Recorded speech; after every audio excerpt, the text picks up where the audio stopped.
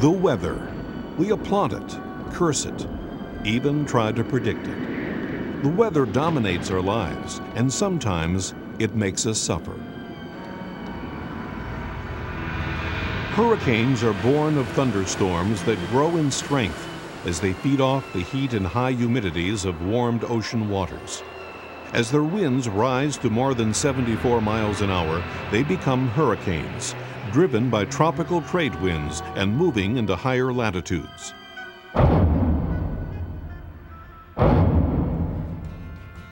Acapulco, the jewel of Mexico's southwest coast, sparkling against the blue of warm Pacific waters.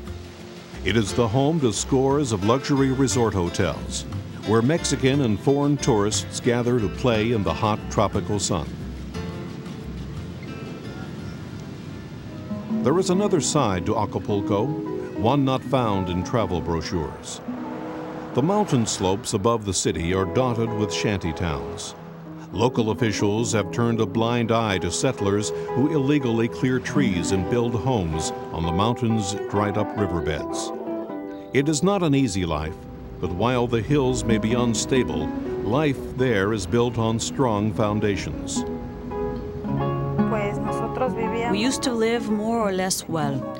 We had a good life. We struggled with our economic situation sometimes, but we were a very united family. October 8, 1997. Both Mexican and American meteorological stations are tracking a storm.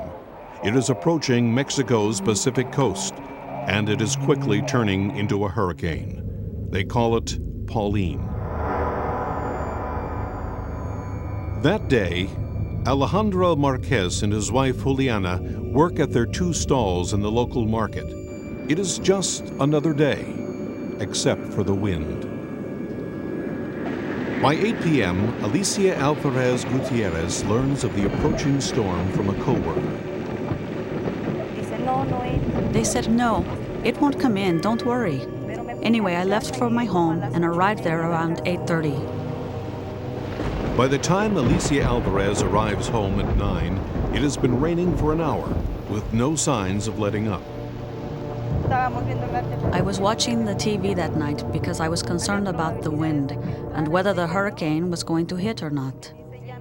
And then my mother came in and said, don't worry about it. The hurricane won't come. At a local television news station in downtown Acapulco, Javier Trujillo Juarez and his co-workers watch the rain, but are relieved by what they see. The so-called hurricane may be nothing more than a heavy thunderstorm. To begin with, the morning of that day, the hurricane forecast was already present in Acapulco. For most of that day it was overcast, but it did not rain until later, after 11 that night. It was 4 in the morning when I realized that this was different, that something else was going on. I woke up at 4 in the morning when I realized that it was raining really, really hard. And I said to my husband, wake up and let's go wake up all the kids. My father woke everybody up and he said that there was some water coming in. The water was coming in due to the wind, so we moved some of the furniture in order to avoid getting it wet. I saw that the water was already coming into the house. At that time, my wife woke up because the baby started crying. If there are questions about the storm's intensity, they are answered at 5 that morning, October 9th, 1997. Hurricane Pauline touches land with a vengeance and begins her deadly march up the coast. Pauline sweeps into Acapulco, toppling trees and punching down power lines. She fills the shrinking riverbeds with torrential rain and sends rivers of water down into the colonies and the city itself. The amount of water coming down was really amazing. A lot of people say there was wind, but there wasn't any. It was just a lot of water coming down. We were on a high point and there was a river on both sides of the house. Unstable from drought and the clearing of trees, the hills begin to cave in. water becomes a deadly mix of mud and rocks, thick like lava, swallowing everything in its path. Some have time to run, many do not. I have been awake for about 15 minutes, and in the front of the house a rock fell and made a hole. Water and mud started getting into the house. I picked up the telephone and called the fire department because I was afraid. I was feeling terror, and I was amazed that they answered the phone. By the time we were able to react, my father and I were pushed out of the house into the river. My mother and sister were not there anymore. As Alicia and her father are swept from their home into the swirling muck, Alejandro and his family are trapped inside theirs, the door chained and padlocked, and no key. I had a big steel rod next to the door and I tried to knock down the door. And while I was doing that, the whole front part of the house where the door was just collapsed and came down. The home of Maria de Jesus Espinosa has become refuge not only to her husband and children, but a neighboring family as well. They hope to wait out the storm, but nature has other plans. A wall of mud, rock, and debris hits the home broadside, splitting it in two.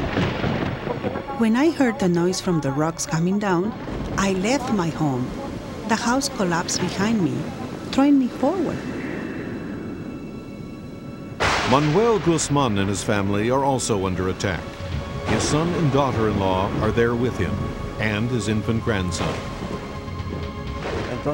I said, let's leave and go up the hill. I stood in the doorway and said, give me the child so I can take him with me. The rest of the family was inside the house when it got swept away. Alejandro Marquez and his family are now outside. They have been freed by nature's hand, but only so she may show them the full magnitude of her power. I was desperate, with my 2 children in one arm.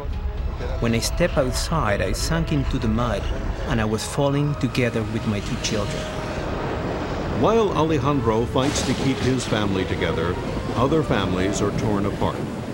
When Maria Espinosa's house collapses, her 2 sons and a daughter find themselves waist deep in mud.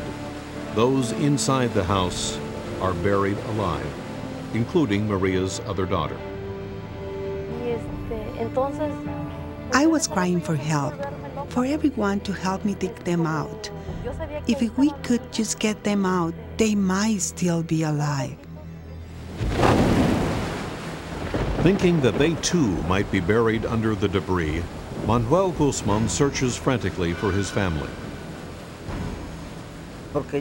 Because I thought the house had just collapsed and that they were buried under the house, under the debris. I couldn't find them. And then I realized that the whole house was gone. So is Alicia Alvarez's mother and sister, also buried under rock and rubble.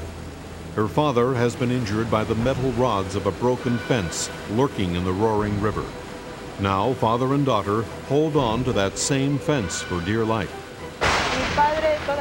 The metal rods went through my father's shoulder, from the back to the front, and still he tried to search for my mother and sister. My father basically said goodbye to me on the fence.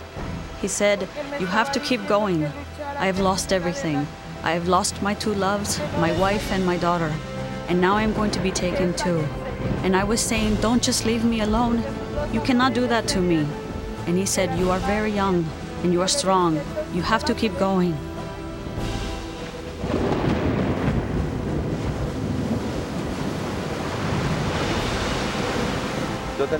We had a tree in front of the house, and we used to have a cradle in the top of the tree when we sometimes put the children to sleep. So I said to my wife, let's go to the tree and let's just stay in the top of it until this is over. The noise of the water was very loud. The form that the river took coming down was like a snake. The snake is about to take another victim into its watery coils. Alicia Alvarez has lost her father and her hope. There is nothing left. The only thing I remember is when I felt an electric cable cut into my neck, and when I felt it, the jolt in my neck, I grabbed it immediately with my hands. I felt the cable pulling me, I grabbed it harder and pulled myself against the current. We were shouting and we heard other people shouting around us. We were all crying for help. A neighbor helped us get down and my wife asked the neighbor, "What happened to your wife? Where is your wife?" And he started crying and said that she was swept away. The worst thing was to see them digging the dead people out. And when they pulled my daughter out, I tried to resuscitate her by giving her mouth-to-mouth resuscitation, but there was nothing I could do. Somebody called me from down the road and I thought that they had found my family down there. When I finally reached them, someone handed me a baby and asked me, "Is this your grandson?" The baby was wrapped in some kind of cloth and he was already clean. Somebody had washed him. I opened the cloth and it was my grandson. He was completely immobilized and he was just moving his eyes. Acapulco is a city almost unrecognizable. Whole areas are cut off by landslides and flooding. Trees and power lines are uprooted, cars overturned and buried in the mud. Bodies and garbage float together in water-washed streets. What most impacted me was seeing the bodies in the street. Parts of bodies, legs, arms, bodies without heads, vehicles buried, and the fury of water pouring down. Over 400 are dead, most from in and around Acapulco. In areas to the south and in the hills above the city, whole villages have been obliterated and thousands are homeless. The day after the hurricane, Alicia Alvarez finds the bodies of her mother, father, and sister in a makeshift morgue. I was angry at God. I was saying, why did you take them? The three of them. Why didn't you take me also? Why has he left me here?